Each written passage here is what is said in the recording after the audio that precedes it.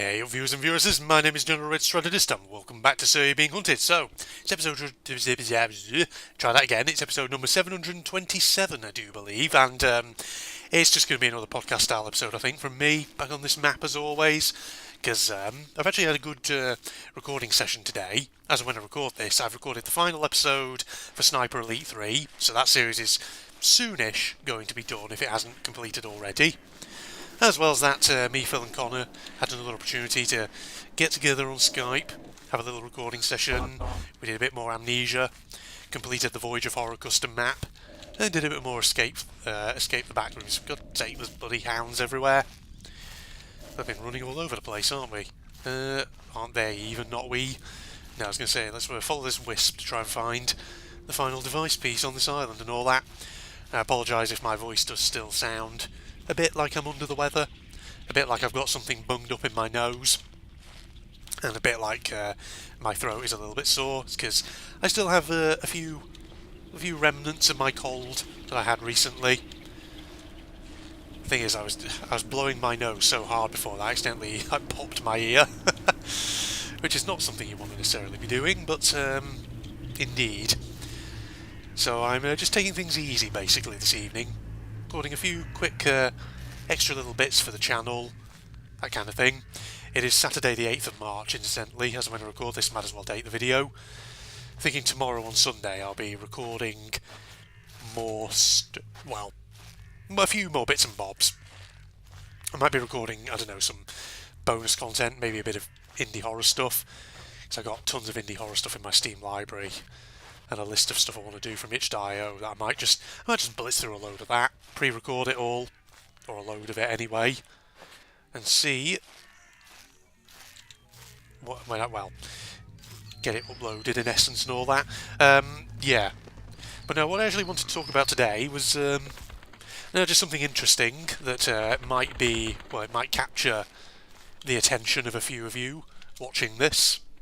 So, I've had people in the past asking me to play James Bond games, right? You know, 007 stuff. And the thing is, there are obviously James Bond games out there, but they can actually be quite difficult to get your hands on. Because the thing is, I think I've talked before about how I have James Bond Bloodstone in my Steam library. I'm sure I've talked about that before, haven't I? Which I remember I bought it years ago, many years before I ever started YouTube, and I remember playing a few minutes of it but finding that it was too graphically intense, so I never actually completed it. I never even got that far into it, in all honesty. But being on a much more modern system, I could always come back and play that, of course. So that's always obviously something that you never know, you may well see one day on the old channel and all that, sometime in the not too distant future, perhaps. But thing is, of course, there are other James Bond 007 games, and the problem is a lot of them these days are very hard to actually get your hands on unless you're willing to locate a second-hand copy of it. And that's basically recently what I've done. So I was looking on eBay and I discovered a James Bond game that I actually remember Phil had on console years and years ago when he was a teenager. I think it was a 007 Nightfire, it was called. And I never realised this, but that game was apparently available on PC back in the day. And I believe it was released in 2002 originally, this game. But yeah, I recently discovered that there are physical copies of it for the consoles on which it was released, plus PC, going on eBay. So, as I am sometimes want to do, I bought one, got my hands on it, so I now have a physical copy of 007 Nightfire. So you can probably hear me opening my little drawer where I keep a lot of old physical copies of games, because that's the thing, I've been sort of collecting a few like old 2000s games that some of which I vaguely remember from my youth, whether because I played demos of them or I remember seeing Phil play them on his, old PlayStation back in the day when we were just teenagers. And I've mentioned before how I have, I think, what was it? Obviously, Grom Terran Tibet, which I did a playthrough of quite a while ago on the channel. That, of course, is an old physical copy that I got off eBay. There's other games which I did get my hands on, which I've, tried, or I am going to try at some point. I did get a physical copy of, where is it? So you can probably hear me going through my drawer at the moment. Wallace and Gromit Project Zoo. I bought that one. I actually did give that a try, but I couldn't get it to work, so I may have to give it another shot someday. But obviously now I've got 007 Nightfire. I've also got Freelancer, a space sci-fi game from 2003, which I remember playing the demo of back in the day, and Harbinger, which is sort of like a sci-fi RPG that I also played the demo of years and years ago back in the day. So yeah, 007 Nightfire. I want to plug in my USB CD-ROM drive at some point and just give it a whirl, see if I can get it to work. Because if I can get it to work, that'd be awesome. Because that'd be then at least 2 James Bond games that I could potentially play on the channel. Now, I'm just going to stress, with Nightfire, I'm not making any guarantee at this point, because obviously, getting your hands on a old school physical copy of one, that's one thing, but then actually testing it to see if it works, if you can get it running on a modern system, that is another question entirely. And the thing is, I don't pay huge amounts of money for these. I'm not silly. I look for cheap deals where it doesn't cost very much to buy them, and they are still in fairly decent condition. So the copy I've got appears to be in pretty decent condition overall, just judging by the state of the case and the disc and everything. So maybe it'll work. I think it only cost me about £5 on eBay. So yeah, did not cost me very much basically. But another actual game that I did get off eBay, which I did try but sadly couldn't get working, was another 2003 game that I remember playing the demo of back in the day, Will Rock, a shooter. And like I say, I was actually really disappointed I couldn't get that one working, because it would have been a good one for the channel. An old school, niche, really obscure shooter made by Ubisoft back in the day. But other games actually on eBay that I've got my eye on at the moment, because I've recently discovered you can find second-hand copies of them on there. So one of them is actually they're actually both shooters. One of them is Turning Point Fall of Liberty. Remember that one? That was like mid-2000s that, and basically it was like a World War II/alternate history FPS, where basically the Nazis invade the US in the 1950s. So I'm thinking about maybe trying to get my hands on that one and see if I can get that to work on my PC, because that I think would be a really interesting one to play. And the other one actually I thought of very, very recently, another one that I remember playing the demo for briefly and vaguely back in the day, was a sci-fi shooter. And I'd be curious to know if anyone remembers this one. It was a sci-fi shooter called Devastation. I think it had like a tagline, Resistance Breeds Revolution. Something like that. Does anyone remember that? I can sort of picture some of the promo art of it in my head from back in the day. Maybe I'll sort of remember to see if I can, if I can find some examples of those old promo images, maybe I'll flash them up on the screen round about now. Something like that. Does anyone remember that? So the thing is, both of those games, Devastation and Turning Point, I think back in the day they got fairly mixed reviews. They weren't bad necessarily, but they weren't standout either. But you know what? I'd be willing to potentially buy them, give them a whirl, see if I can get them working on my computer. That'd be awesome, wouldn't it, ladies and gentlemen? So that's one of the things I wanted to just talk about, ladies and gents. Just thoughts I'd had. Some of my little game purchasing history, or things that I've got my eye on at the moment as potential purchases off eBay. Like I say, it all depends on if I can get them to work. If I can get them to work, fantastic. But if not, then, yeah, not going to happen. But no, obviously the main two there that I'm really interested in are the Bond games. So obviously Nightfire and then of course Bloodstone. Because the thing is, Bloodstone, you can't even get on Steam anymore. At some point it was pulled, along with, I think, a load of other James Bond titles, that I assume were previously available on the platform, which is unfortunate. But it is in my Steam library still, so it should still work. I should still be able to basically install it on my computer, right? Shouldn't be an issue. I certainly hope so. Let's see. Gonna eat fish and chips. There we go. Head over towards that friggin' East Jetty. But no, the Bond games actually got me thinking about my sort of favourite Bond movie, because I've seen quite a few of them. And I have to say, that's an interesting question. It's a topic actually I'm surprised I've never really talked about before. Because in my sort of early teenage years, I did watch a lot of Bond films, you know. I suppose a lot of people probably do when they're of that age. But I've never actually really thought about what is my favourite Bond movie that I've ever seen. And admittedly, there are ones that I haven't seen, but I feel like I have seen probably most of them, going back to the Sean Connery era. So yeah, let's talk about that in the remainder of this episode, ladies and gentlemen. Because the thing is, all the different Bonds of different eras often had different vibes to them, to put it that way. You know, very much depending on the actor who was playing Bond and the screenwriters at the time. So, you know, obviously you've got Sean Connery being kind of the OG. Then obviously you've got Roger Moore, who had a very distinct style. kind of gave Bond a very distinct, how should I say, distinct mannerisms, to put it that way.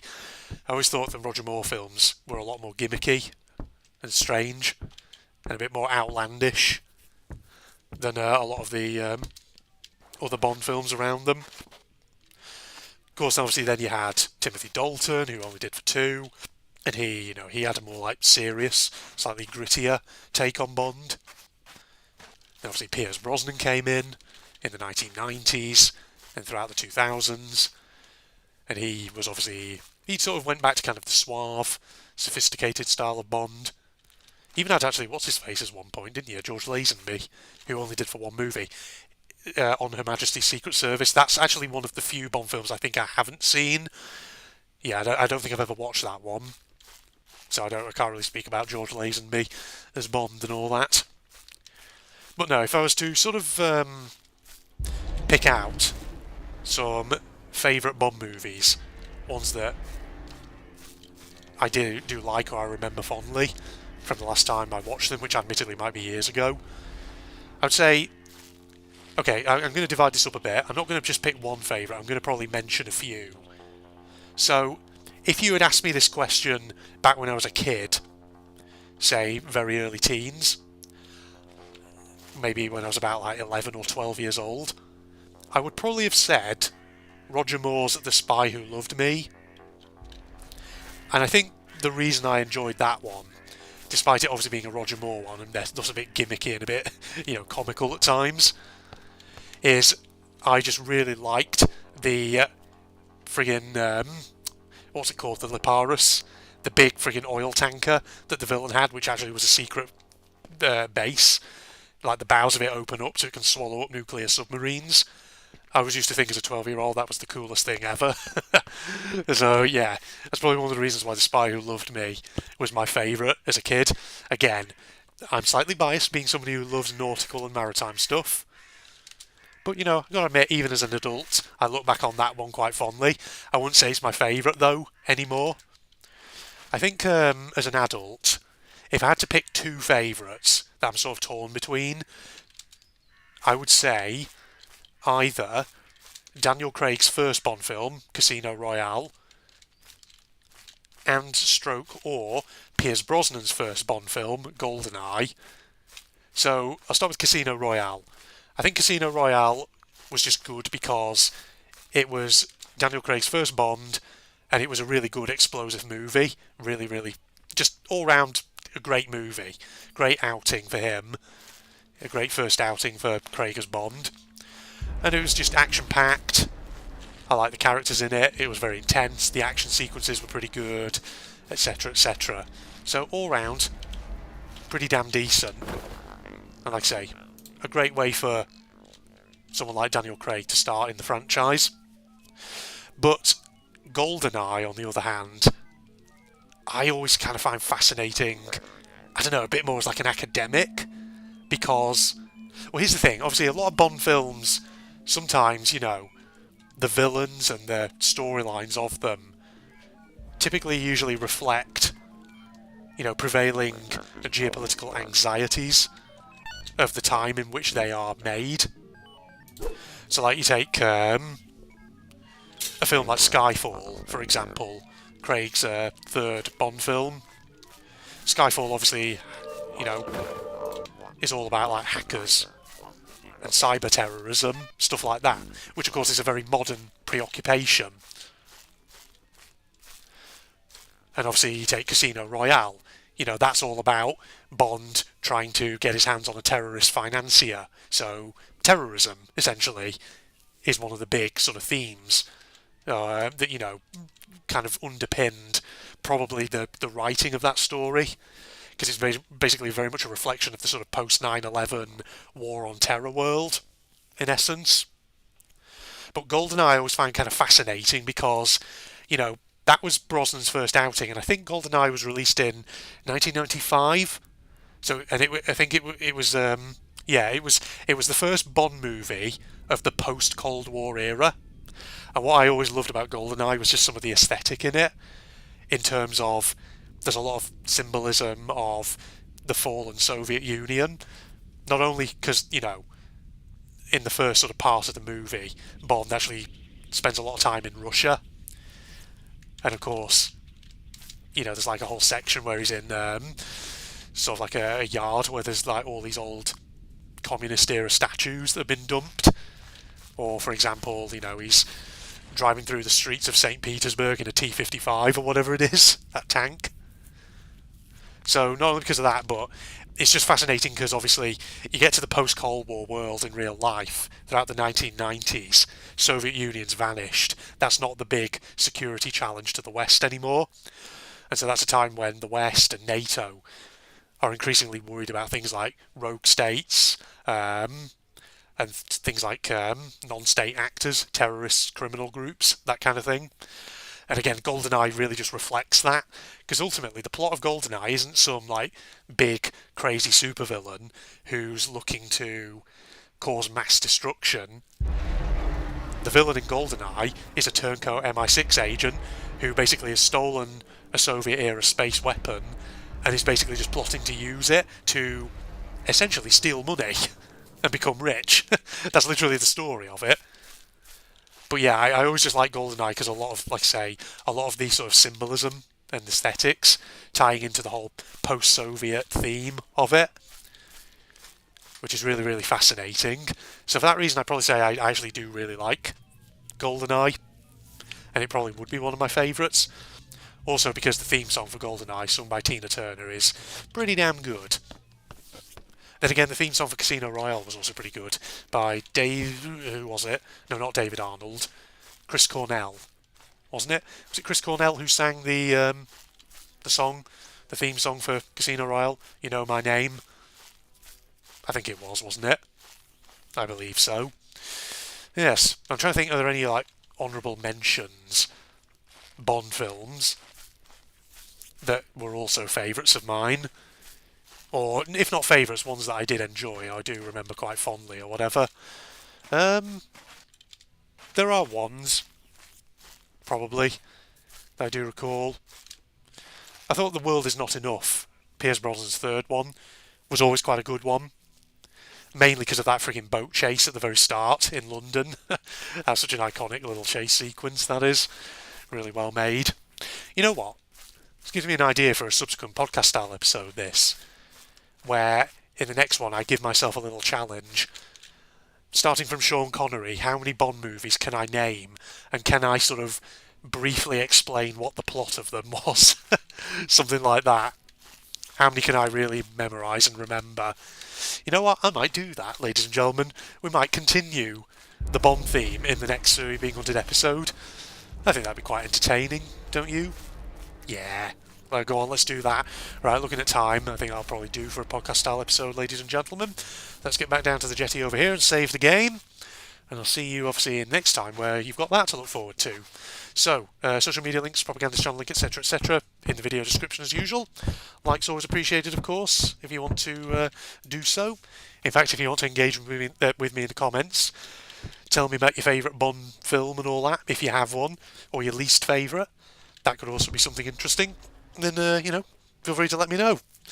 But other than that, I will sign off and see you in the next part. Goodbye, everybody. Let's go over here. Still got it marked out on the map. That's good. That's very, very good indeed. These bandits will have shields. Probably. So be careful. So it might be scuffed up actually by this fat ship or what it's called. Yes, there is. That. More of it. Yes, there is. That. Are you still having a shootout down there? Yes, you are. I don't think I can sight them from over here, can I? Or can I? It's not possible. No, no, hit that guy. One of them down, at least. I think they might have lost some of their comrades to surveyors. Cool. Who's that? Who the hell's that? It's a bandit.